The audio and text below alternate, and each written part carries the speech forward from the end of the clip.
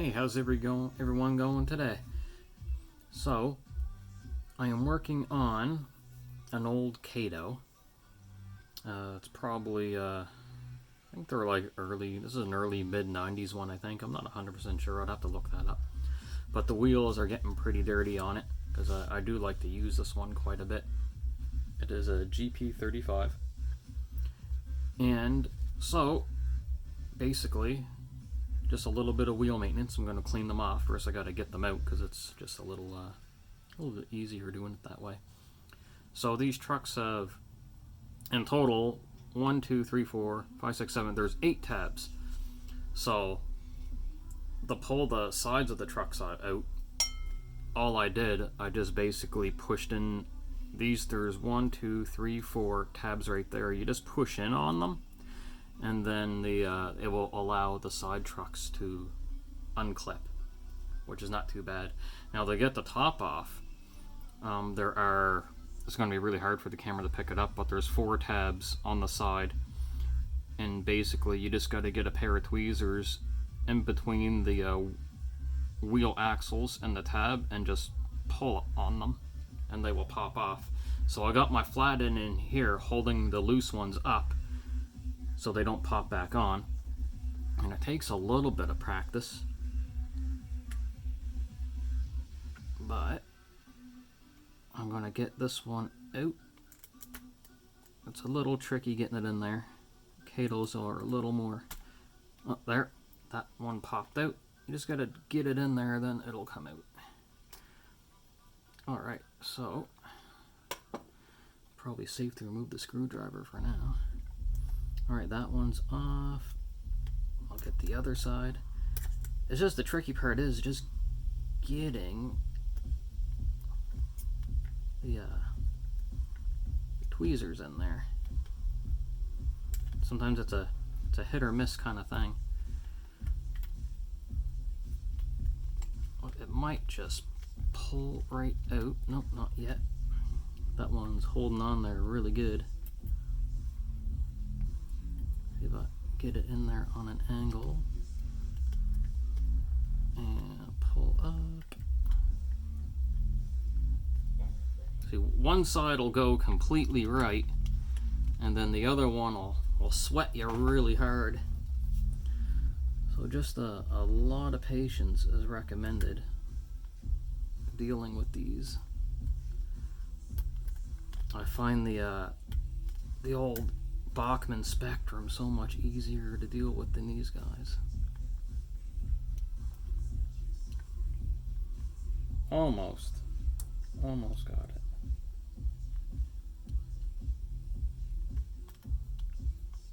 It should just pop right off, but it's like, nope. It's like, it doesn't want to cooperate. So I'll see if I can wiggle it. Wiggle it out. It might work. If I can get it on an angle. Nope, it still doesn't want to come out. So this one here is being like super stubborn. So I'll try and get it at an angle again.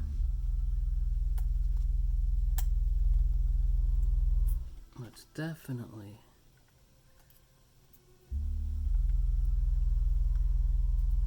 sweating me pretty hard. My flathead will not fit in there, so that is not an option. But this guy here just is like, nope, I don't want to come out, but it is gonna come out one way or another.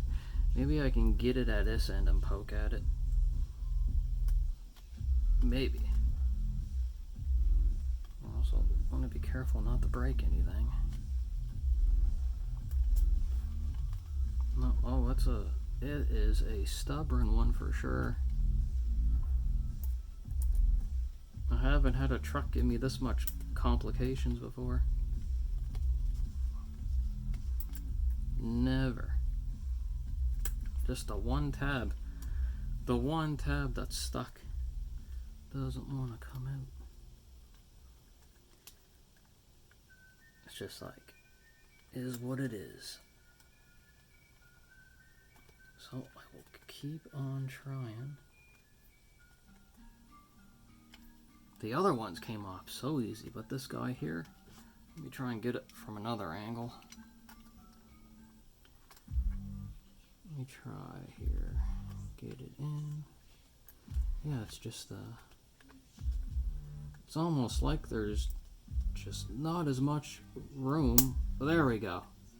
It popped off now. There, now I got access to everything.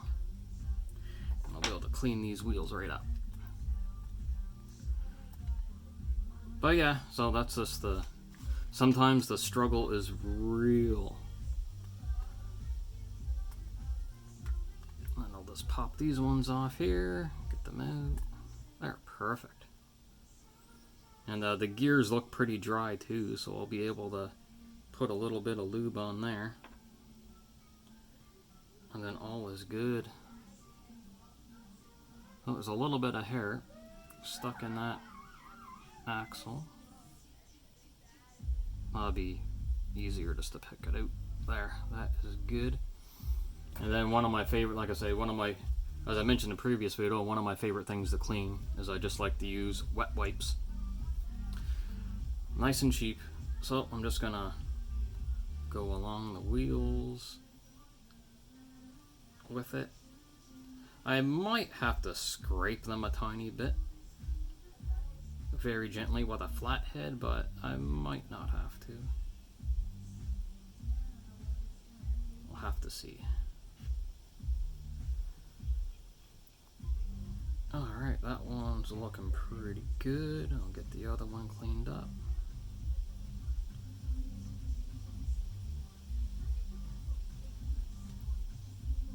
There, get it all cleaned.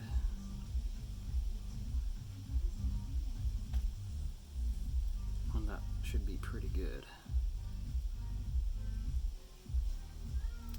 And I just also noticed too, going to be hard for the camera to pick it up. The engine will still run because it's just one of them so far, but this guy here has a cracked axle, so I will have to get that replaced. So basically, like, this wheel here can move pretty freely. So the crack, I don't think the camera's going to pick it up, but there is a crack there.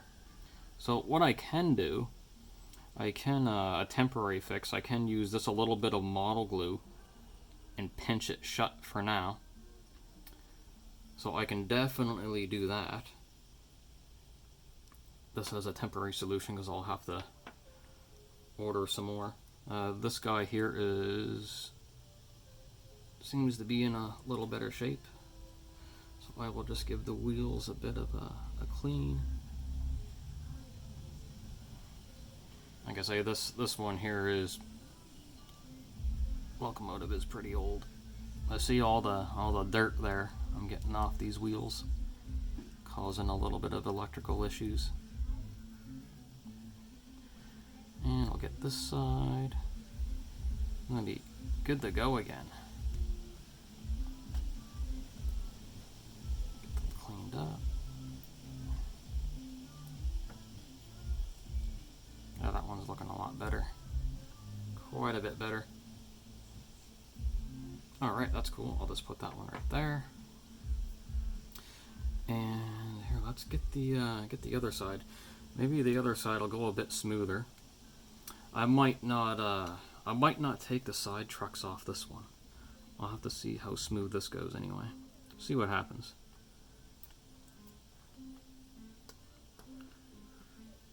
So I'm just gotta get that in there. It doesn't wanna go.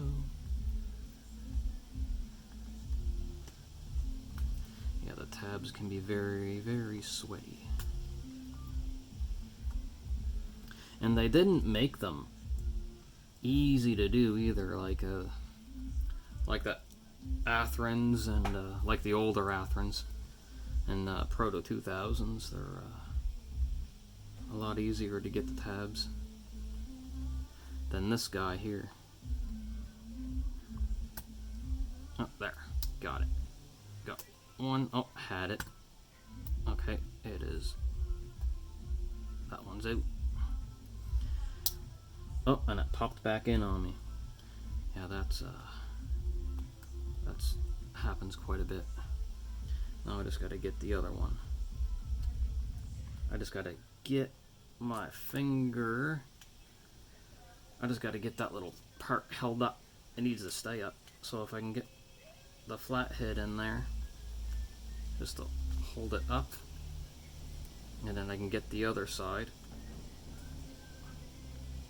Hopefully the camera can catch what I'm doing. I gotta get it in there first.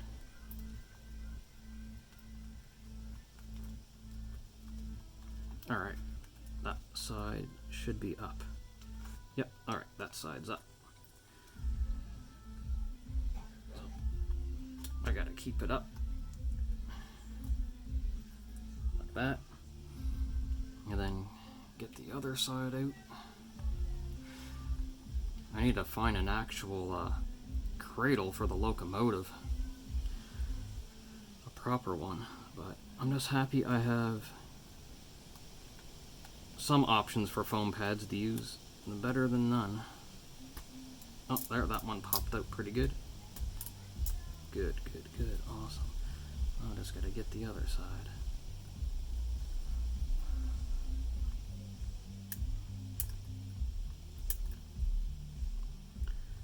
Almost.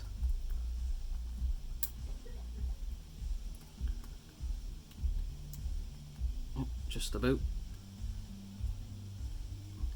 There. This is, like I say, this is a good idea of tabs being really sweaty. Excellent, cool. Alright, that one is off. There's the tab. That one was a little smoother. And then we can just pop the wheels out. I shouldn't have to take the side trucks off to get the wheels out. I just gotta get it up off the contact, and then it should just pull right out. I mean, I could take the side trucks off. Not hard to do. Oh, they just want to come out anyway. So yeah, I'll let them come out. There, those side trucks are off. And then we'll get this wheel out and we'll give them a clean.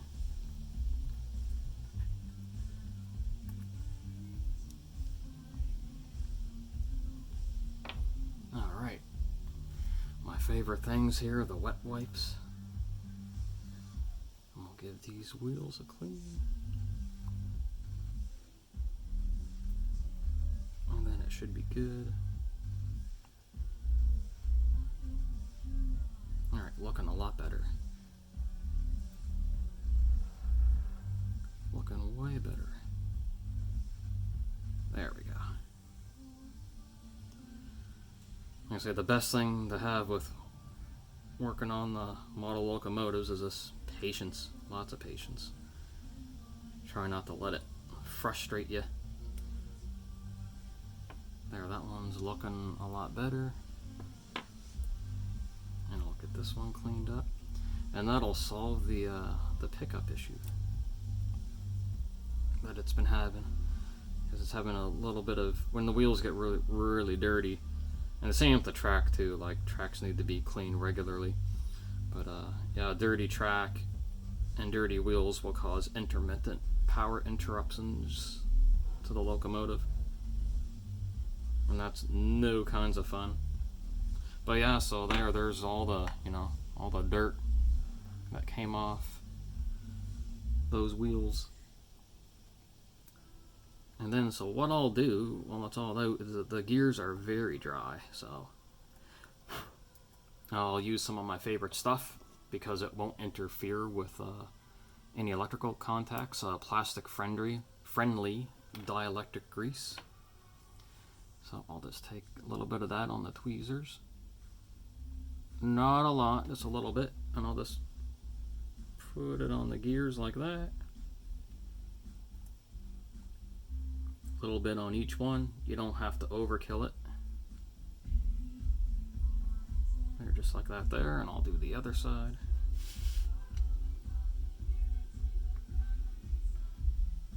And there we go.